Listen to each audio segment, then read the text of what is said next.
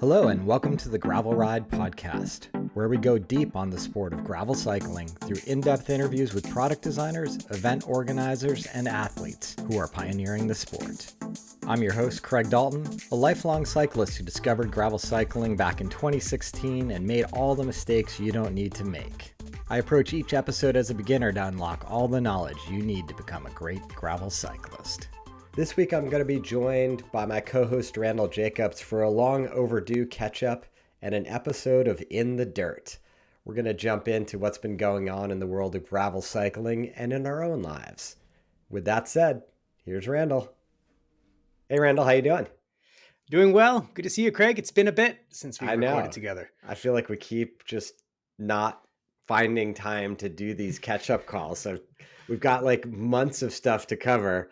But I think we'll keep it brief because I know we're both pretty busy today. Yeah, and I'll take responsibility for not being so available. I've been building, largely just like rebuilding a house. So that's a pretty big undertaking, and having to learn building science and all these things myself along the way to make sure it's done right. So very joyful task, but also hasn't left a lot of bandwidth. And for anybody catching the video, we're looking in the backdrop at some of Randall's cabin in Kingston, New York. Yeah, gutted the upstairs so that I could move into it while I renovate the rest of it. So definitely a labor of love, but also very, very all encompassing. Nice. Well, it's exciting. I can't wait to be sort of part of the journey in the background as I see your property evolve. And I know how committed you are to that community.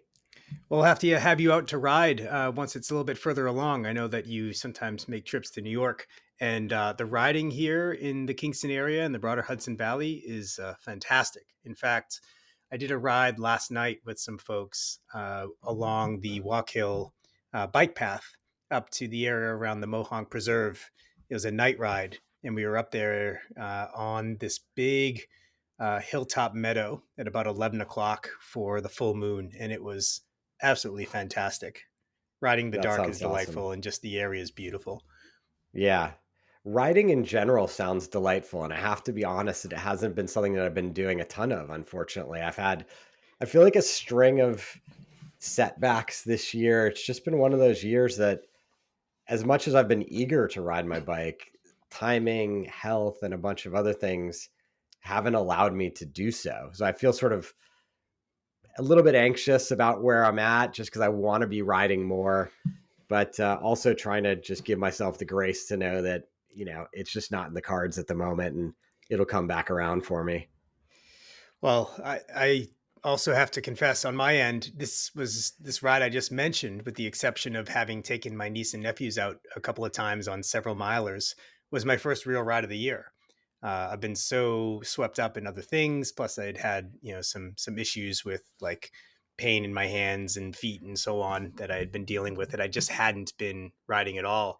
And, there's an ebb and flow in the relationship with the bike that is okay, even if you have a podcast and have built a company in the industry and so on. I was just going to announce the bike is the right thing. I was just going to ask if we fully discredited this podcast in the first 5 minutes.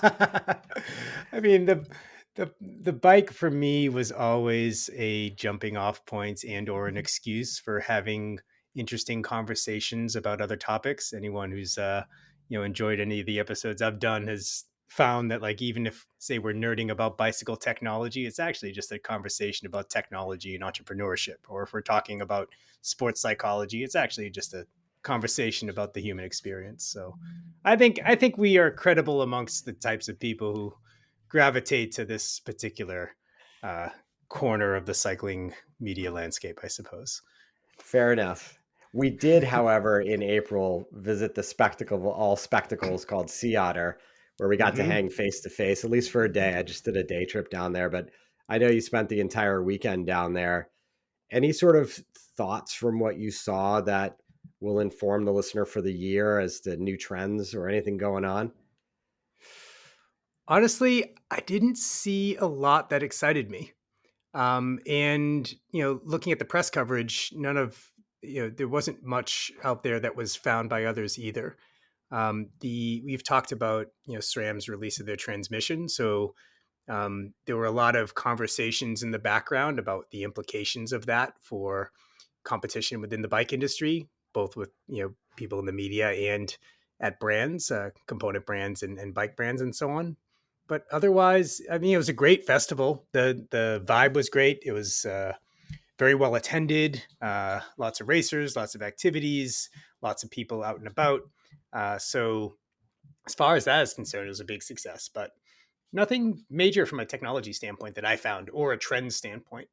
Yeah, I wonder if someone who's sort of better at the history of the cycling industry than I would sort of point to other sort of moments in time, whether it's been with mountain biking or other sectors of the sport, where you just sort of plateau, where you've got to a point where a lot of the best ideas have been flushed out.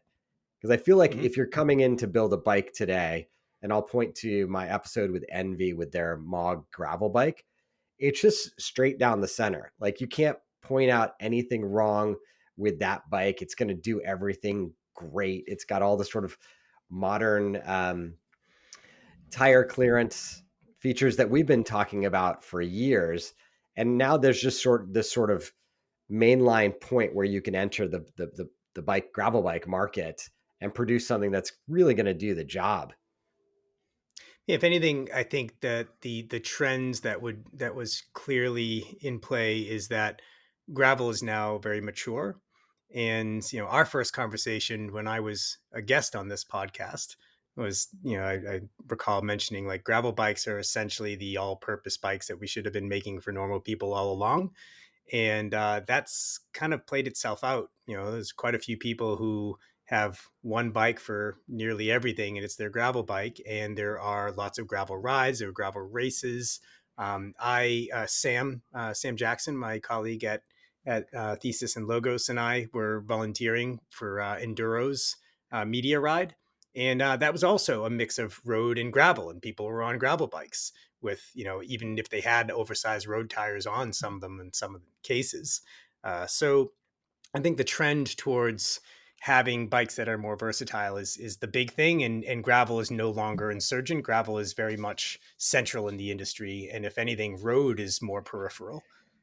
Yeah, agreed. Like, I look around Mill Valley on the weekends when I see packs and packs of riders riding on the road. And sometimes I do a double take because more often than not, I feel like half the kind of casual pelotons are gravel bikes with just narrower tires on them than they are Yep. road bikes these days, which obviously makes a ton of sense from what we've been saying the last couple of years on this podcast.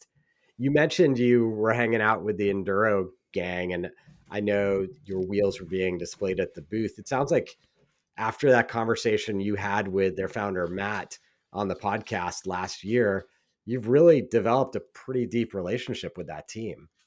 Yeah, so it's funny. Like Matt and I had a delightful conversation that we've recorded, and then we kept going for about an hour and a half after we finished recording, just nerding out about different concepts that him and I have played with over the years. So I guess nothing that I can reveal in a public forum, but that might bear some fruit in the future.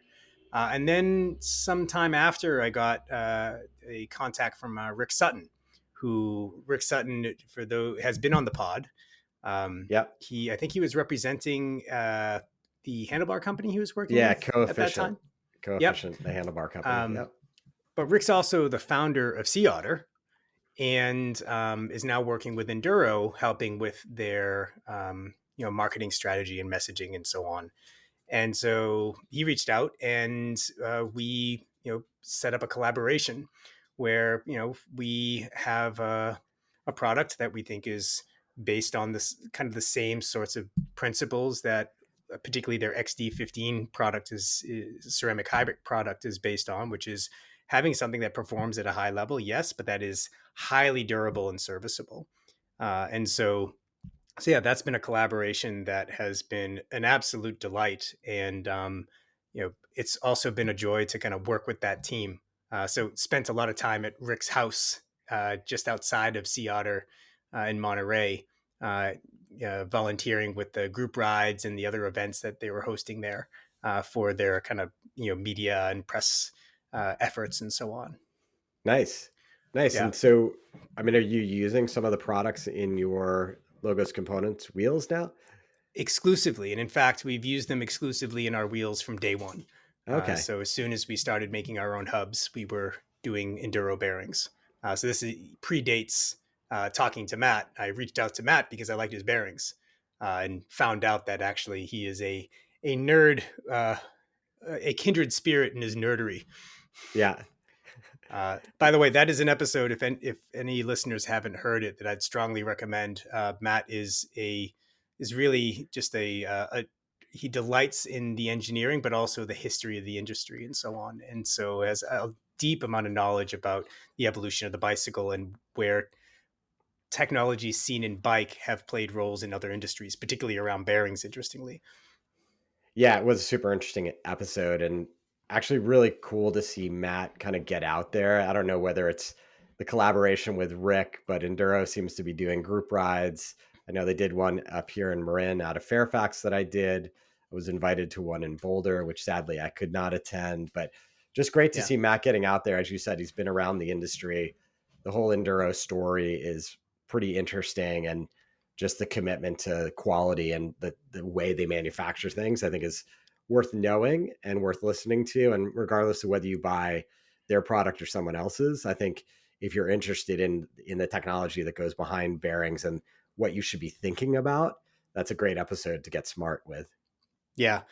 There's also, they released at Sea Otter a white paper, which I will grab so that we can put it in the show notes. Definitely worth a read. And what I love, again, about Matt and their approach is just very straight shooting. Like, this is how it is. This is how our products perform. This is, this product that we have will perform at this level, this other product, and then how it compares in the ecosystem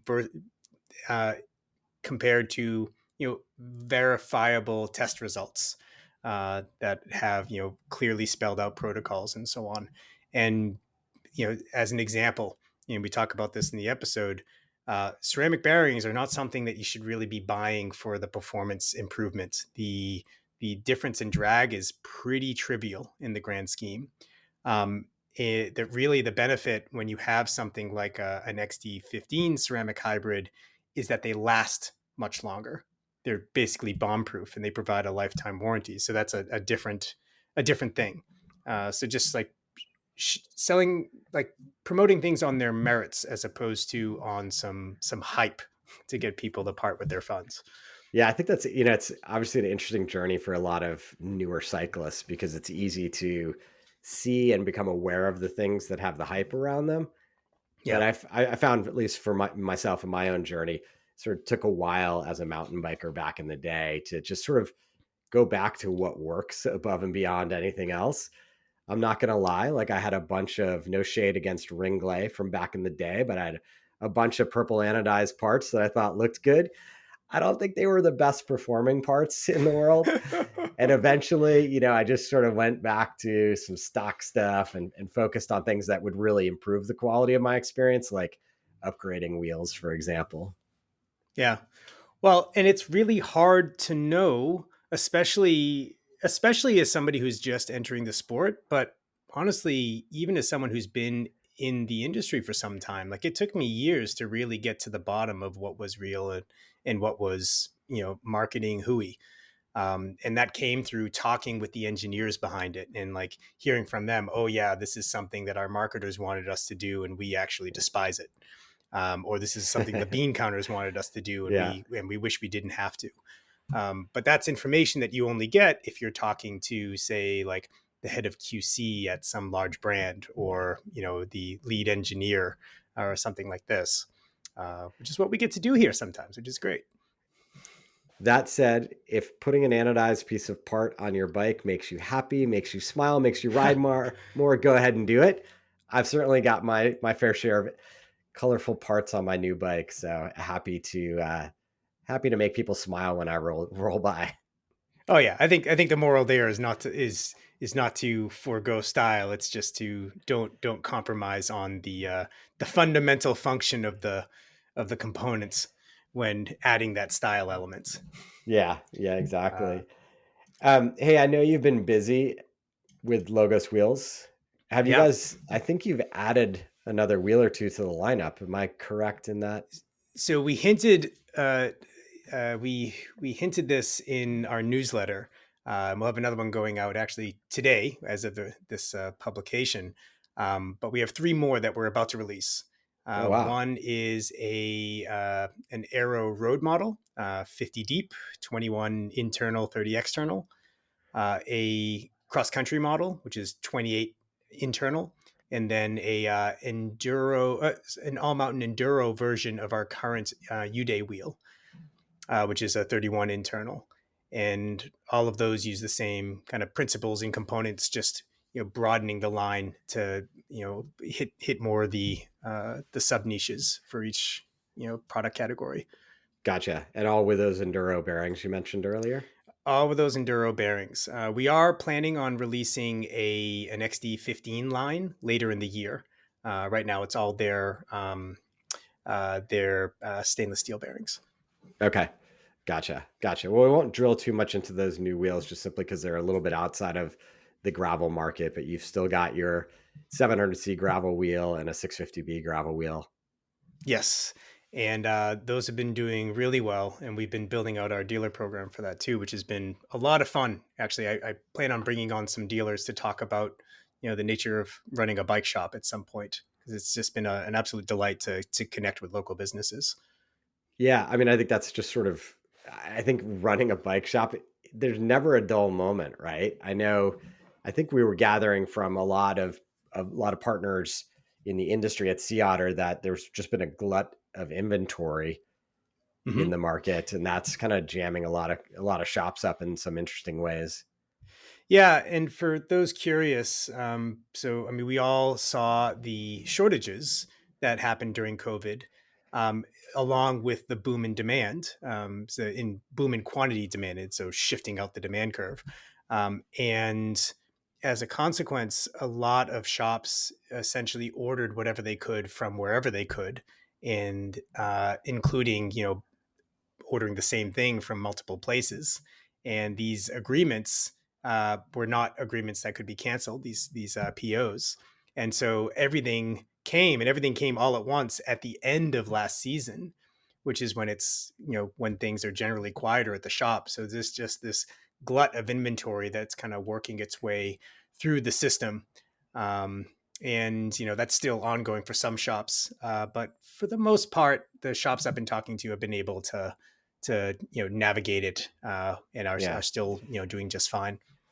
I feel like this might finally break the sort of product year introduction life cycle that's been starting to break, and maybe less so for components, but I think more so maybe for smaller frame builders and brands that can just kind of bring bikes into the world when it's an opportune time to have a conversation about them versus these seasonal experiences we used to have in the bike industry. Well, and certainly, there have been complaints about model years on bicycles from shops for probably since there were bike shops, and brands were doing this as a way of kind of planned obsolescence. And so it hasn't been healthy for shops. You essentially have brands that will force feed a bunch of product and then immediately release the next thing in the middle of the season because they want, because they're all competing with the other brands to release the new thing during the peak of the season. And it's just been pretty harmful to these small businesses that have been essential to growing some of these larger brands. It's one of the reasons actually that I left, that I decided not to work at a big brand, because I really found the dealer agreements to be very pernicious, and model years are very much part of that extractive relationship. Yeah, for sure. So and then at Thesis, you're still working on, you've still got full bike builds available, right? Oh yeah, and in fact, we just launched a summer special where it is $500 off of our OB1 Axis Custom, and for members of the community, there is an additional $500 just for community members, and that's using the code Community500. So if you're listening, thank you for supporting this podcast and being along for the ride. And if you need a bike, reach out. I need to widen my camera. I've got my OB1 in the background right on the wall. Very cool. Oh, Pinky. Yeah, that's right. Speaking of like cool bikes, I got word about a new trade show up in Portland called Made this August, Yeah. which sounds exciting. I think in some ways it harkens to the National Handmade Bicycle Show, but a little different vibe. A ton of cool frame builders are going to be up there, and it's both sort of a media show as well as a consumer show. So if you're in the Pacific Northwest or close to Portland or fancy a bike geek holiday, that seems like a really cool show. Yep. I'll be there. Sam will be there with me Nice. as well. And we'll have a few wheels on bikes, and Enduro is going to be there too. So we'll probably collaborate with them on some stuff. Cool. But yeah, I'm really excited to see more. Well, there's a long tradition of domestic custom bike making in the U.S. But to really see how, particularly in metal, how more domestic fabrication can happen at scale. And so that those would be some of the conversations that I'll be having while I'm there. Nice. In addition to just seeing all the eye candy. Yeah, I definitely miss going to NABS and just having that experience. And it was always such a great opportunity for frame builders to kind of roll out something special or something unique that showed their creativity. And yeah, it just always got me jazzed about bikes. Well, and it is the case that what happens at these custom bike shows influences what happens in the broader market. It is no secret that the big brands are there looking at what the next trend is going to be. And in fact, there's a famous story about Tom Ritchie's early mountain bike being brought over to Japan by the leader of another major brand, and that becoming I think the stump jumper. Yeah. Yeah. I remember hearing that story. The other cool one that's going on actually this month in June out in Ogden, Utah is the ENVE Rodeo. So it's a ride / kind of builder partner event, similar kind of jam where it's just like amazing custom builders coming out. So that one's a favorite of mine because you get a great gravel ride combined with this fun bike show. And I don't know, but I hope at Made they're going to do some group rides or some other ways to engage the community. I suspect so. And if, in fact, I'll just come out and say, like, if no one's doing it, then maybe we'll kick off something. Because we got some friends in that area that could help create a route. And it would definitely be great to get some riding in. The Pacific Northwest riding is pretty fantastic. Yeah, I think that's an amazing idea. You should go forward with that. Yeah. All right. I have given a hostage to fortune, and I suppose I now have to create this group ride. What else have you seen out there? So again, like I haven't seen a ton interesting. The main thing, so Campagnolo has kind of been a distant third in terms of group sets in recent years, with the SRAM Shimano duopoly being quite dominant. But they just released a road-focused wireless electronic group. So it does kind of, this doesn't have a clutch, so it's definitely 2x tight gearing, roadie focused. Yeah, but it does beg the question: when are they going to come out with an e-car like gravel focused 1x version, and will that have 13 speed and so on? Yeah, you would think by next year or so. I've always heard that e-car gravel Gruppo is super well regarded and performs well. Yeah, I hear great things about it. The other interesting thing is in the article, I'll just quote the folks at Bike Rumor. They're talking about the fact that there are two different batteries used in the front derailleur and the rear derailleur. And quote, an important note here is that both use different batteries and both have a different mechanism to secure the battery in place. This was apparently a direct workaround SRAM Axis patents. So I haven't explored the patents in this much detail, but if it is possible to patent the idea of a single battery being shared amongst multiple bicycle components, there's something wrong with our patent system. This isn't serving riders or competition, healthy competition or things like that. It's just supporting incumbents, and it's anti-competitive. I'd be interested to see what the specifics are there. Yeah, that is interesting because there's no logical reason not to take advantage of having swappable batteries. It's just so useful in my SRAM setup.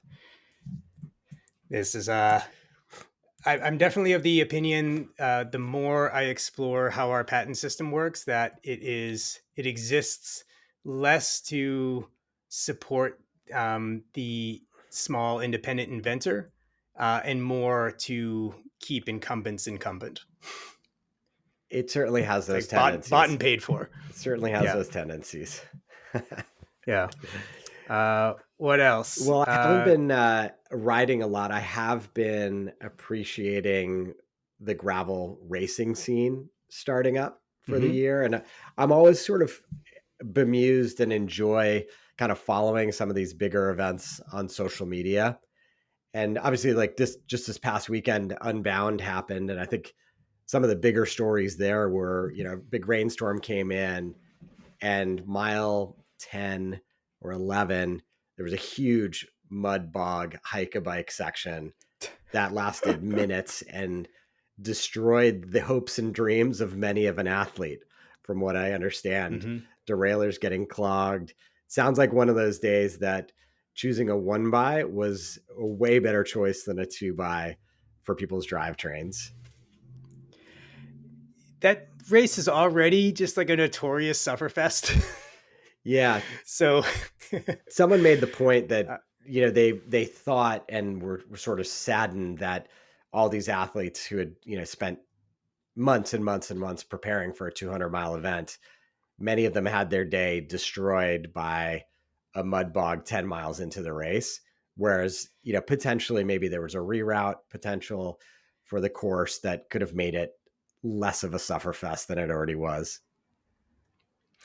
It for me, it brings up, granted, I've never done this event, haven't been to this event, have nothing to say about this particular event.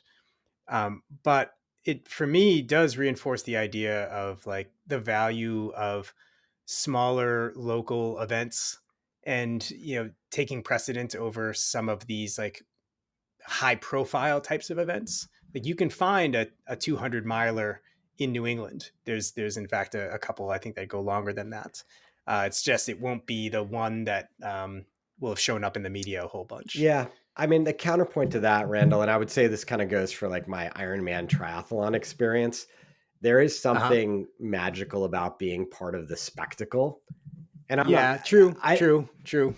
Again, I haven't been out there. I haven't done it, but I've spoken to plenty of people who espouse its virtues. And I would like to do it one day, again, just to have that spectacle moment. I have a hard time getting my head around riding 200 miles, to be honest with you, and making that seem like it's going to be a fun day for me. But I do appreciate it. And I do acknowledge, like, anybody who's crossed that finish line, that's a huge accomplishment. Especially if you had an inclement weather year, like this one sounded like it was, with not only rain preceding it and obviously creating that mud bog, but I know for some of the athletes who were out there, the 10 plus hours, the majority of them were caught in very, very heavy rain at one point in their day. Yeah, I'm recognizing there's a little bit of like retired former pack fodder racer curmudgeonliness coming out in me. So like I should be, it's easy for me to say, don't go to the, prioritize smaller events when I got to participate in some big events and kind of get it out of my system too. So yeah, there's something to be said for both at the end of the day. Absolutely. No doubt. Absolutely. No doubt about it. Yeah. Speaking of your curmudgeonly old racer days, I've got one that may potentially rile you up. So this was the other one. People jokingly of the last couple of years have talked about gravel beef, and inevitably, like, and in any given year, someone's angry about something. And I caught wind via a sort of shady post from Ian Boswell, a former professional road athlete, after this gravel locos race where Canadian Adam Roberge ended up winning. And the shade was basically that Adam didn't work in the race. And for those of you who maybe aren't familiar with that terminology, by working, it means rotating through, taking some of the wind, hitting the front of the race, setting the pace. Apparently he did none of that. Is that, I mean, is that fair racing in your mind if you go back to your racing days? Yeah. Yeah, that's totally fair. I mean, granted, I'm not as accomplished of a rider as Ian Boswell, um, by any means, not even remotely close. I might have been, but yeah, I mean, it's a race, and that now as a racer, you need to keep in mind that these other participants are people that you're going to be racing with in the future, and so when you need a pull or something like that, you might not get that support. But at the end of the day, um, at racing at that elite level, it is highly competitive. And if that is a tactic that works, then others need to adjust their tactics accordingly. Um, it doesn't feel great, but at the same time, like it's not against the rules. And that's what dictates what's okay in racing. Yeah, So, yeah. It's been interesting sort of watching the scuttlebutt on this because I tend to agree with you. My first reaction, and I sort of stand by this, is it's fair racing. And in fact, yeah. prior to in the run up to Gravel Locos, a number of pros had commented that there was no technical feature, no climb in that race that was likely to separate the strongest athletes. And undoubtedly, it was going to be a pretty big lead group. With that said, Yeah. it's pretty natural that some people are going to try to conserve their energy. I think it's sort of important. It tactically speaking, other athletes needed to take that on and try to sort of break them free, if you will, earlier in the race if people are hanging on. Mm-hmm. Well, also, it sounds like maybe the course was more conducive to this type of strategy, where a sprinter could preserve their energy as much as possible, and then ultimately it's a sprint that Yeah. wins. I don't know if that was the case here, but it's just whatever strategy gets you over the line first, that's within the rules and is not is not unsportsmanlike. It makes me think of example like. In some of the grand tours, and actually even in some amateur road stage races I've been involved in, there'll be a consensus amongst the dominant riders in the field that it's time to pull over and pee, Yeah. and the whole group will pull over at once and pee. And if you're like sprinting off of that, I mean, that would be pushing the limits for me in terms of that's a totally legal strategy, but that's also a pretty lousy one.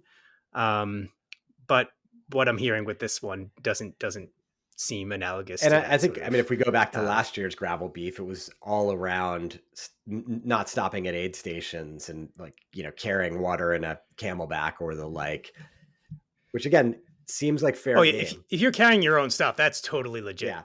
Like that's just smart. Like I could imagine too, if I was racing these days and I was attending a really hot race, I'd have a camelback that I had frozen the night before, so that I was keeping my body cold, and that would be totally legitimate. And just because other people didn't think of it doesn't mean it's not Yeah. legit. Yeah. But everyone has their lines, I suppose. Exactly. And I think one point you brought up early on, which I think is so true. There's both what's legal and illegal in racing, but also the social dynamics of future races and the likelihood that Yeah. people are going to help one another. And I mean, I feel a little bit bad for all the shade that Adam's been catching, and I don't imagine anybody helping him bridge any gaps or working with him, which is a shame and a little bit unfair. But again, people are going to take offense to how people ride, and they're going to want to work with people and not work with people. I don't know, man. Like if that's a strategy that worked, and there are other like if there are other riders who are stronger, and then you're able to come up with a more clever strategy, that seems legit to me. Yeah. Yeah. My usual strategy is suck wheels and then get dropped. No one Yeah. seems to complain too much about that with me. That said, that Yeah. said, I aspire to develop some sort of fitness on my bike this year, attend some events later in the year, and just kind of bring this year back together for me on the gravel bike. Well, I don't know about cycling fitness, but if you're ever inclined to build fitness through carrying rocks and building materials and swinging a hammer, I know somebody who would happily give you free training. I love it, Randall. Well, my friend, good to connect with you again. Good to see the progress on the cabin. I Likewise, can't wait always. to see how it goes, and hopefully we'll hook up again this summer. Very good. Good to see you, my All right, friend. man. Take care. That's going to do it for this week's edition of In the Dirt from the Gravel Ride podcast. I hope you enjoyed catching up with Randall and myself this week. If you have topics you're interested in us covering, whether it's interviewing other people in the industry or athletes, please reach out to us. You can do that via social media or via the Ridership. That's www.theridership.com. If you're able to support the show, ratings and reviews are hugely appreciated. Or if you're able, you can visit buymeacoffee.com/thegravelride to support the show financially. Until next time, here's to finding some dirt under your wheels.